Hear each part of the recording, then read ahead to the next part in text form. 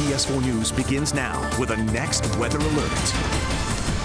And as you take that look at our next weather radar network, you can see showers and storms moving across parts of South Florida. The risk for flooding has led to our next weather team to declare today a weather alert day. And we are also right now tracking the tropics. Tropical storm Fiona is threatening the Caribbean, and we are watching what happens next. All right, let's go next to weather chief meteorologist and hurricane specialist Ivan Cabrera. And Ivan, you have been very, very busy today. Yeah, absolutely. And I tell you what, we continue with showers and storms. We talked about this earlier and yesterday, a similar setup today. Had this blow up of thunderstorms early in the day, but we have enough time and enough sunshine in between to trigger additional storms, and that's why they went into late last evening. And I think that'll be the case as well as we head through the next several hours. This is what I'm talking about here on Next Radar Network. You'll be able to see, of course, that burst of storms that got us with anywhere from 2 to 3 inches plus.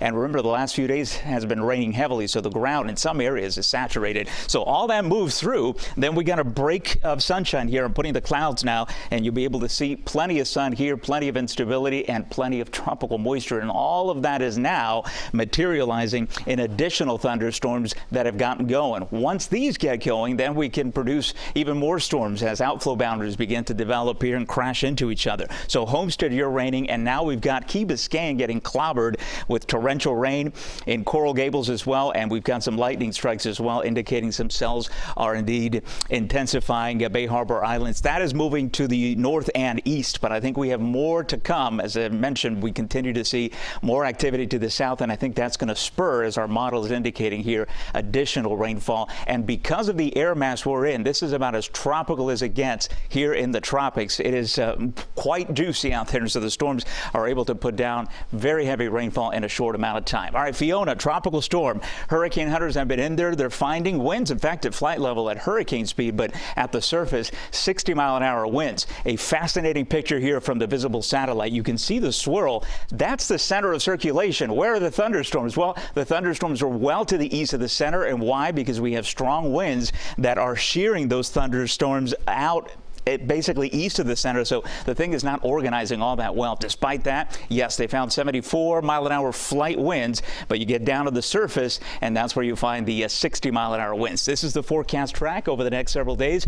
Not a huge change here. The wind speeds have ticked up a little bit, certainly 60-mile-an-hour winds as it rolls basically through the northern Lesser Antilles, then into Puerto Rico, and then eventually into the Dominican Republic and Haiti. 60-mile-an-hour winds for Puerto Rico as we head into Saturday and Sunday, and then it continues its trek towards the island of Hispaniola. Notice this has changed a little bit. The track is now a little bit further to the north, and then there's day 5 with 70-mile-an-hour winds over the Turks and Caicos. They are going to need eventually tropical storm warnings are in effect right now across the northern Lesser Antilles. Guys? Ivan, it's good for us to see that trend toward the north, but could this tropical storm eventually become a threat to us in South Florida? Yeah, so the big question, right? We had a 5-day cone, and the error of that is just huge, hundreds of miles here. So what I'm thinking as far as the big pattern, a couple of, and we talked about this yesterday, right? A couple of scenarios here could unfold. If the storm gets a little bit stronger and continues north of the islands, and some of the models are indicating, this is actually a good thing for a turn. Stronger storm, turn to the north and away from the United States. But if it stays weaker and kind of meanders around the islands here, we have a weaker system, but that moisture, that rainfall could eventually make it closer to our area. This is more than a week away, plenty of time to watch it, and we'll keep you posted as the models begin to then get into better agreement, and that's how we get that cone to shrink and get a more specific forecast for us. I'll be back with more on the storms this afternoon and evening in just a few minutes. And stay with CBS 4. We'll have next weather updates around the clock on air, streaming on CBS News Miami and on our website, cbsmiami.com.